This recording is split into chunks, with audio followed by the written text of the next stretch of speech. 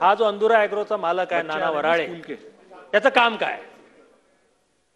शिक्षण विभागात मागच्या 10-15 वर्षापासून सरकार कोणाचे असो, हा व्यक्ती अल्पसंख्याकांचा दर्जा मिळवून देण्याचं काम, दलालीचं काम मंत्रालयात करते.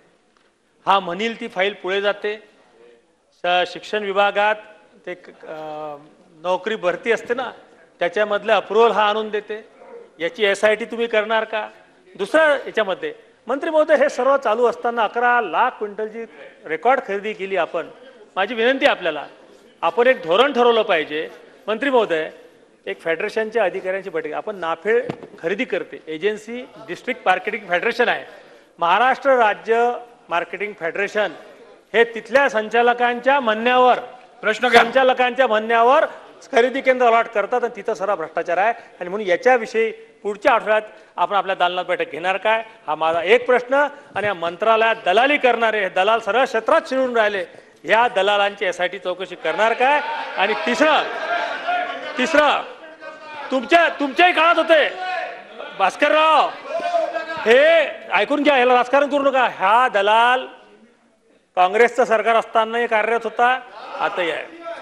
तिसरा विषय, याविषयी धोरण ठरवणार काय? आणि सगळ्यात महत्वाचं, भास्करराव एक मिनिट, ज्या शेतकऱ्यांसाठी हा प्रश्न उपस्थित झाला त्या शेतकऱ्यांना हे 64 लाख रुपये आपण कधीपर्यंत परत करणार? अध्यक्ष महोदय, याच्या माध्यमातून अध्यक्ष महोदय संरक्षण द्यावं, जरा मला उत्तर द्यायचं. अध्यक्ष महोदय, विषय शेतकऱ्यांचा विषय गंभीर आहे. सॉरी अध्यक्ष महोदय, हे ज्या कंपनीचा मालक आहे, ज्याच्यावर गुन्हा झाला आहे, त्यांचं नाव प्रशांत रामदास वराडे करून आहे व इतर 11 हे असे आहेत. यांची माहिती जी घेतली, हे हायकोर्टामधले वकील आहेत आणि त्यांच्यावर गुन्हा दाखल झाल्यानंतर, चला बसून बोलू नका. मंत्री महोदय, तुम्ही माझ्याकडे बघून उत्तर द्या. नाही, मी त्यांचं ऐकत होतो, त्यांचं बसतो पाहिजे होतं. ते काही सूचना असेल तर ते ज्येष्ठ एक मंत्र्याला सचिव आम्ही द्यायचे, OSD आम्ही द्यायचे, PA आम्ही द्यायचे, आता दलाल पण आम्ही देतो, अशी योजना तुमच्याकडे सुरू झाली आहे का? हा माझा प्रश्न आहे. ही कदाचित मागच्या त्या 2.5 वर्षाच्या सरकारमध्ये असेल, पण आता नाही अशी योजना. तुमचं महाविकास आघाडीचं सरकार, त्यावेळेस दलाल झाले. नाही, असं नाही चालणार. चला अध्यक्ष महोदय, ती जी संस्था आहे ती, चला आव्हाड साहेब, किती वेळा सांगायचं खाली बसून बोलू नका?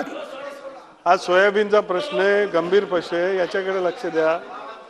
अध्यक्ष महोदय, त्याच्यामध्ये ही जी फरक आहे, साधारणतः 1297 क्विंटलचा फरक आहे, 64 लाखाचा फरक आहे.